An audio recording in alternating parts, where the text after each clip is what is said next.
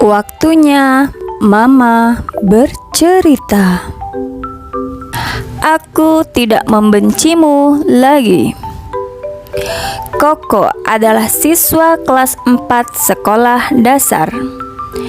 Di mata para tetangga, Koko adalah anak yang baik. Tapi hanya ibu Koko yang tahu, Koko sangat benci menulis karangan sendiri. Setiap ada PR menulis teks, ibunya selalu mencarikan karangan di buku, menandainya, dan Koko baru akan mulai menyalinnya. Karena setiap kali menulis karangan, ibunya selalu membantunya. Tulisan karangan Koko selalu mendapat pujian dari gurunya. Setiap kali mendapatkan pujian, Koko merasa bersalah.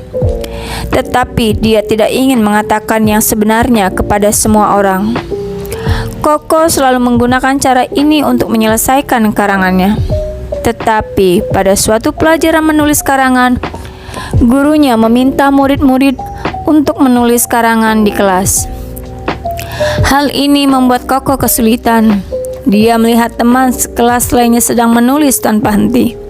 Hanya Koko yang tidak tahu harus menulis apa, melihat kanan kiri dan merasa kebingungan.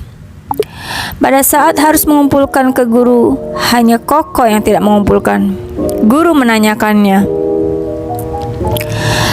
Koko berjuang dalam hatinya untuk waktu yang lama, mengatakan yang sebenarnya kepada gurunya. Dia berpikir guru akan memarahinya dan teman sekelasnya akan menertawakannya. Jangan karena membenci menulis karangan lalu kamu menghindarinya. Lihatlah, kamu tidak akan menyelesaikan tugas tanpa menulisnya. Bisa dihukum. Kali ini hanya karangan. Lain waktu kamu bisa memikirkan urusan apa lagi. Guru menasihatinya. Setelah sampai di rumah, ibunya seperti biasa masih ingin membantunya mencari karangan. Tetapi Koko menolaknya. Ibunya merasa aneh Koko ingin menulis karangan sendiri. Lalu Koko menceritakan kejadian pada pelajaran menulis karangan pada ibunya. Namun, begitu Koko memegang pulpennya, dia merasa bingung. Kemudian ibunya duduk sebentar dan dengan sabar memberikan arahan kepadanya. Koko dengan sabar mendengarkan penjelasan ibunya. Pelan-pelan dia mulai menulis kreasinya sendiri.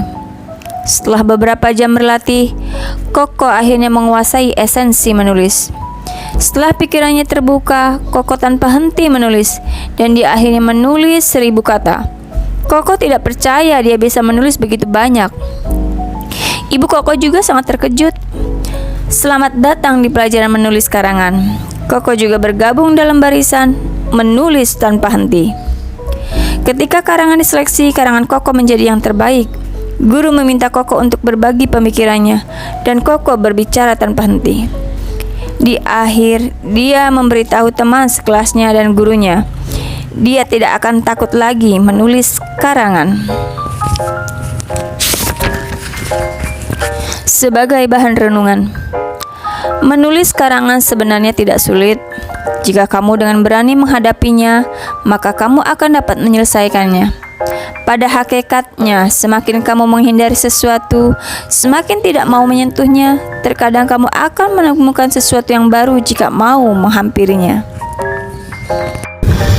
Cerita diambil dari buku Belajar Tidak Menakutkan.